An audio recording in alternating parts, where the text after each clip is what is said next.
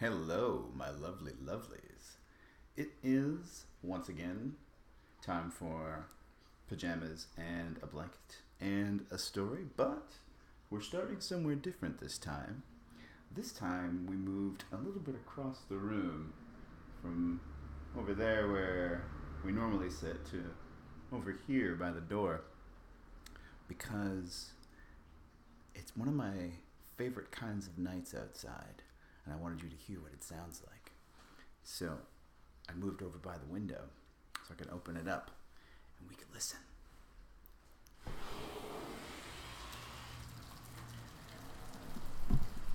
And if I pick up the microphone and bring it over here, you can hear.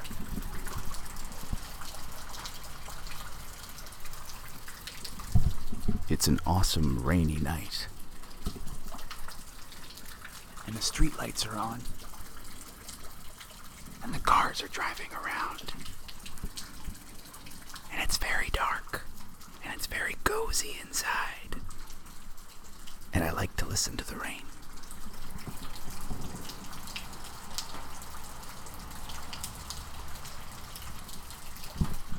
I just think it's cool. So, we're going to sit over here. But I'll close the door. Because it's cold. Alright. So, we're inside and warm on a cold, rainy night. And we have Alice to keep us company. So, let's get back to Wonderland. We are in Chapter 8. The Queen's Croquet Ground. Now, before we get started now, let's just double check where we are now. So what was she doing? Alice had left the tea party and found her way into the garden? That's right. She finally left the tea party and made it back to the garden. So, Chapter 8, The Queen's Croquet Ground. A large rose tree stood near the entrance of the garden.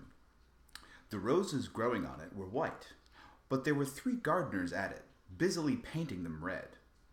Alice thought this was a very curious thing, and she went nearer to watch them. And just as she came up to them, she heard one of them say, "Look out now, 5. Don't go splashing paint over me like that." "I couldn't help it," said 5 in a sulky tone. "7 jogged my elbow." On which 7 looked up and said, "That's right, 5. Always lay the blame on others." "You'd better not talk," said 5. "I heard the Queen say only yesterday you deserve to be beheaded." "What for?" said the one who had spoken first. "That's none of your business, too," said 7. "Yes, it is his business," said 5, "and I'll tell him. It was for bringing the cook tulip roots instead of onions." 7 flung down his brush and had just begun. Well, of all the unjust things, when his eye chanced to fall upon Alice as she stood watching them, and he checked himself suddenly. The others looked around also, and all of them bowed low. "Would you tell me, please," said Alice, a little timidly, "why are you painting those roses?" 5 and 7 said nothing, but looked at 2. 2 began in a low voice, "Why, the fact is, you see, miss, this here ought to have been a red rose tree, and we put a white one in by mistake, and if the Queen was to find out, she would have all of our heads cut off, you know. So you see, miss, we're doing our best afore she comes to." At this moment, 5, who had been anxiously looking across the garden, called out, "The Queen! The Queen!" And the 3 gardeners instantly threw themselves flat upon their faces. There was a sound of many footsteps, and Alice looked round, eager to see the Queen. First came 10 soldiers carrying clubs. These were all shaped like the 3 gardeners, oblong and flat, with their hands and feet at the corners. Next, the 10 courtiers. These were ornamented all over with diamonds, and walked 2 and 2 as the soldiers did. After these came the royal children. There were 10 of them, and the little dears came jumping merrily along, hand in couples, and they were all ornamented with hearts. Next came the guests, mostly kings and queens, and among them Alice recognized the White Rabbit. It was talking in a hurried, nervous manner, smiling at everything that was said, and went by without even noticing her. Then followed the Knave of Hearts, carrying the king's crown on a crimson velvet cushion. And last of all the grand procession came the King and the Queen of Hearts. Alice was rather doubtful whether she ought to not to lie down on her face like the 3 gardeners. But she could not remember ever having heard of such a rule at processions. And besides, what would be the use of a procession, she thought, if people had all to lie down on their faces so they couldn't see it? So she stood where she was and waited. When the procession came opposite to Alice, they all stopped and looked at her, and the queen said severely, "Who is this?" She said it to the Knave of Hearts, who only bowed and smiled in reply. "Idiot," said the queen, tossing her head impatiently, and turning to Alice as she went on. "What's your name, child?" "My name is Alice, so please your majesty," said Alice very politely. But she added to herself, "Why, they're only a pack of cards after all. I needn't be afraid of them." "And who are these?" said the queen, pointing to the 3 gardeners who were lying around the rose tree. For you see, as they were lying on their faces, and the pattern on their backs was the same as the rest of the pack, she could not tell whether they were gardeners, or soldiers, or courtiers, or 3 of her own children. "How should I know?" said Alice, surprised at her own courage. "It's no business of mine." The queen turned crimson with fury, and after glaring at her for a moment like a wild beast, began screaming, "Off with her head! Off!" "Nonsense," said Alice very loudly and decidedly, and the queen was silent. The king laid his hand upon her arm and timidly said, "Consider, my dear, she is only a child." The queen turned angrily away from him and said to the knave, "Turn them over." The knave did so, very carefully with 1 foot. "Get up," said the queen in a shrill, loud voice, and the 3 gardeners instantly jumped up and began bowing to the king and queen, the royal children, and everybody else. "Leave off that," screamed the queen. "You make me giddy." And then, turning to the rose tree, she went on, "What have you been doing here?"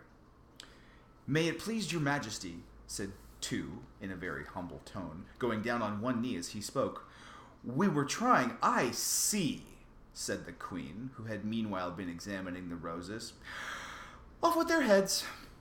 And the procession moved on, 3 of the soldiers remaining behind to execute the unfortunate gardeners, who ran to Alice for protection. "You shan't be beheaded," said Alice, and she put them into a large flower pot and stood near. The 3 soldiers wandered about for a minute or 2 looking for them, and then quietly marched off after the others. "Are their heads off?" shouted the queen.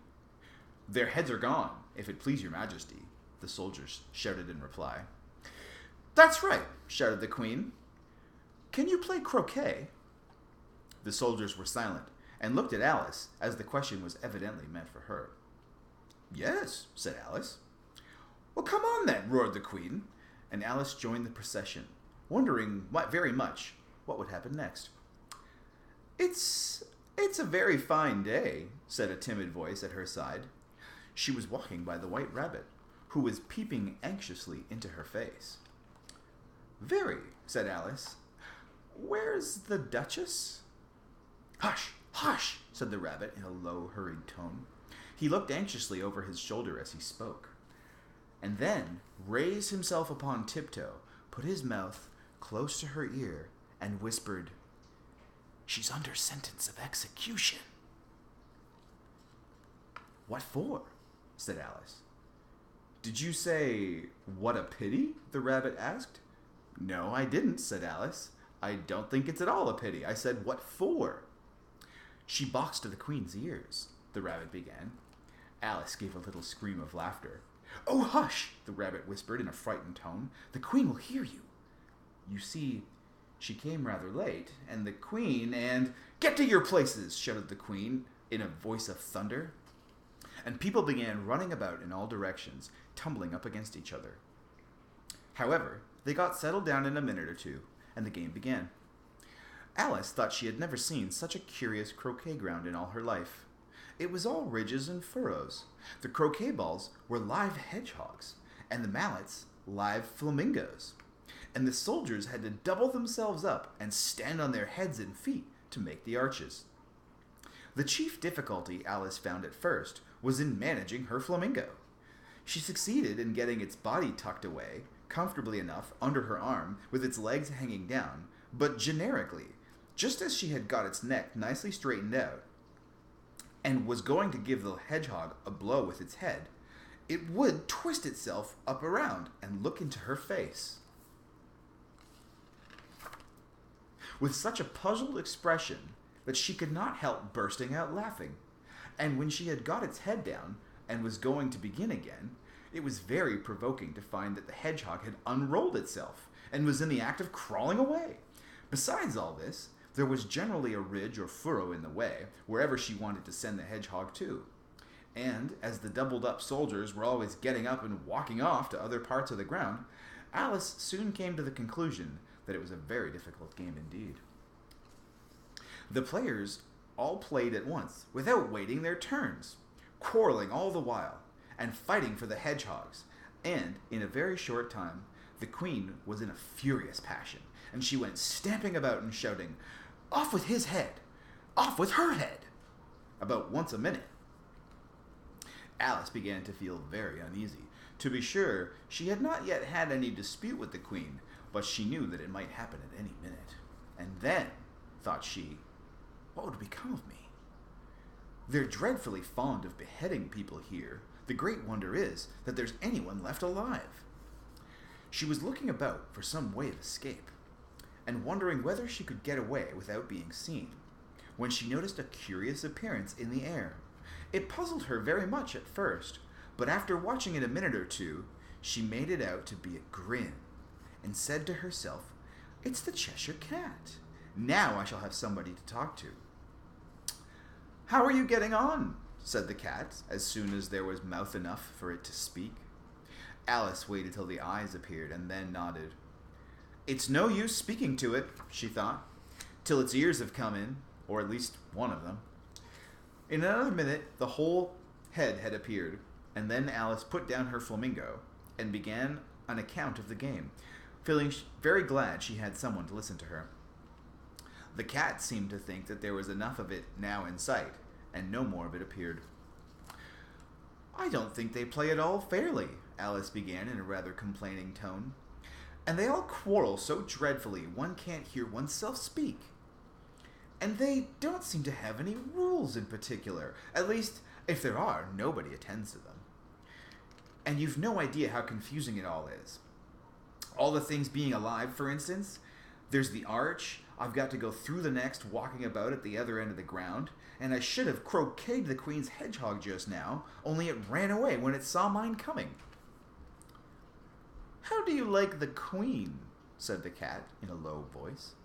"Not at all," said Alice. "She's so extremely—" Just then she noticed the queen was close behind her, listening. So she went on, "Likely to win. That it's hardly worth finishing the game." The queen smiled and passed on. "Who are you talking to?" said the king, coming up to Alice and looking at the cat's head with great curiosity. "It's a friend of mine, a Cheshire Cat," said Alice. "Allow me to introduce it." "I don't like the look of it at all," said the king. "However, it can kiss my hand if it likes." "I'd rather not," the cat remarked. "Don't be impertinent," said the king. "And don't look at me like that." He got behind Alice as he spoke. "A cat may look at a king," said Alice. "I've read that in some book, but I don't remember where." "Well, it must be removed," said the king very decidedly, and he called the queen, who was passing by at the moment. "My dear, I wish you would have this cat removed." The queen had only one way of settling all difficulties, great or small. "Off with his head," she said, without even looking around. "I'll fetch the executioner myself," said the king eagerly, and hurried off. Alice thought she might as well go back and see how the game was going on, as she heard the queen's voice in the distance, screaming with passion. She had already heard her sentence 3 of the players to be executed for having missed their turns, and she did not like the look of things at all, as the game was in such confusion that she never knew whether it was her turn or not. So she went in search of her hedgehog. The hedgehog was engaged in a fight with another hedgehog, which seemed to Alice an excellent opportunity for croqueting one of them with the other. The only difficulty was that her flamingo was gone across to the other side of the garden, where Alice could see it trying, in a helpless sort of way, to fly up into a tree. By the time she had caught the flamingo and brought it back, the fight was over, and both hedgehogs were out of sight. But it doesn't matter much, thought Alice, as all the archers are gone from this side of the ground. So she tucked it away under her arm, that it might not escape again, and went back for a little more conversation with her friend. When she got back to the Cheshire Cat, she was surprised to find quite a large crowd collected round it. There was a dispute going on between the executioner, the king, and the queen, who were all talking at once, while all the rest were quite silent and looked very uncomfortable. The moment Alice appeared, she was appealed to by all 3 to settle the question, and they repeated their arguments to her, though, as they all spoke at once, she found it very hard to make out exactly what they said. The executioner's argument was that you couldn't cut off a head unless there was a body to cut it off from, that he had never had to do such a thing before, and that he wasn't going to begin at his time of life. The king's argument was that anything that had a head could be beheaded, and that you weren't to talk nonsense. The queen's argument was that if something wasn't done about it in less than no time, she'd have everybody executed all around. It was this last remark that had made the whole party look so grave and anxious. Alice could think of nothing else to say but, "It belongs to the Duchess. You'd better ask her about it." "She's in prison," the queen said to the executioner.